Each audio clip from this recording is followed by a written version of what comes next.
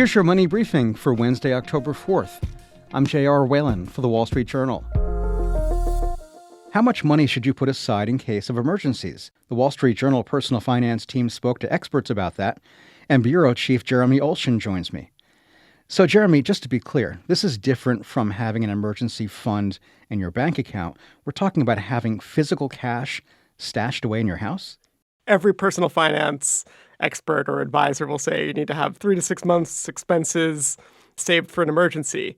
This is not what we're talking about. This is in the event of a natural disaster like a hurricane, a power outage, a snowstorm, or let's say a cyber attack where you cannot access your money digitally, or the ATMs are not working, credit card readers are not working, there's no Venmo or Cash App. How are you going to pay for necessities? How are you going to pay for anything? That's the moment we realize how reliant we are on technology. Exactly. And most people aren't carrying nearly as much cash, if any cash, right now. So when these situations come up, if you don't have some set aside, you could really be in a jam. How much do financial experts suggest people put aside? There was no one answer. We asked a whole bunch of people, about a dozen financial advisors. I even reached out to some disaster prepper experts.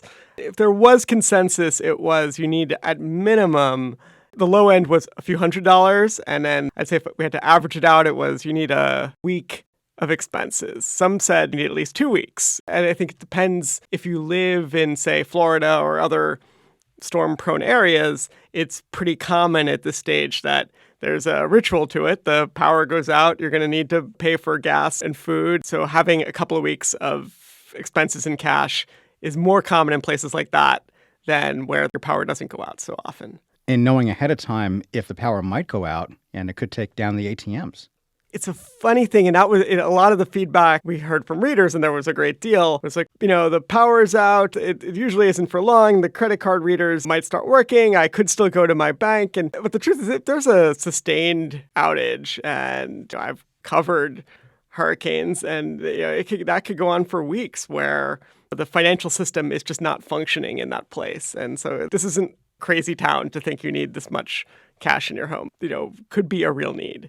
I mean, everything from a daily cup of coffee to clothing for your family to some sort of a tarp to cover a hole in the roof. And then people mentioned you need repairs done if there are any damages. A contractor might be more willing to come by quickly if you say you have cash, you can pay them right away, than if you say, well, once the power's back on, I'm good for it. Cash is king. Yeah. Now, for fear of burglars listening, let's not talk about where people might stash the money. But the challenge here might be hiding it in a safe place, but then being able to find it when you actually need it.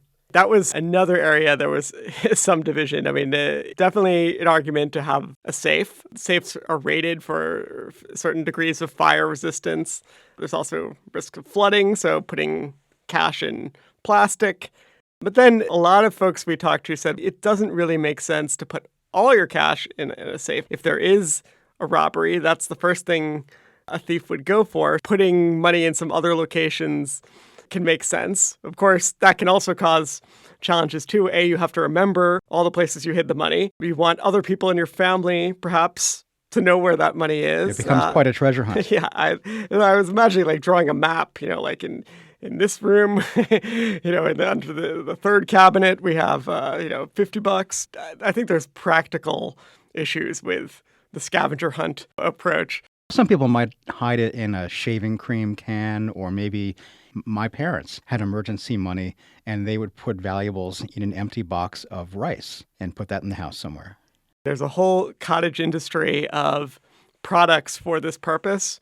Like one of the disaster prep experts, he mentioned a shaving cream can with a false bottom, which if you've seen Jurassic Park. Oh, that's right. Yes. and I was like, I thought he was joking, but it really exists. And there's a whole bunch of them in there and similar things. So if you really want to get serious, but yeah, I think you're right that more people probably just do their own makeshift version of that. But in the event of, say, a natural disaster, you might need more than just cash to grab in a hurry, right?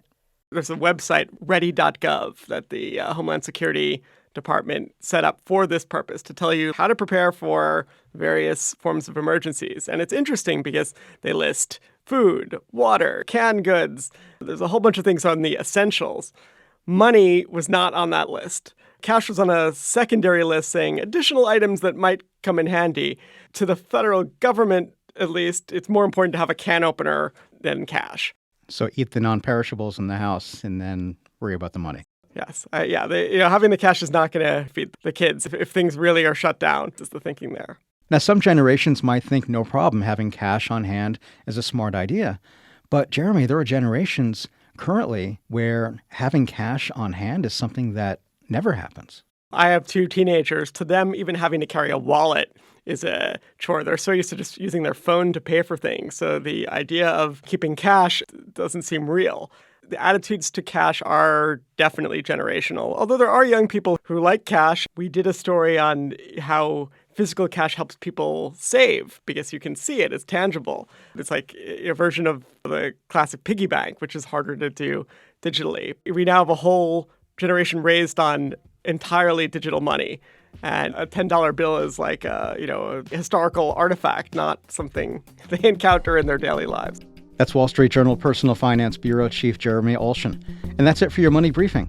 Today's show is produced by Ariana Osperu, with supervising producer Melanie Roy. I'm J.R. Whalen for the Wall Street Journal. We'll be back tomorrow morning. Thanks for listening.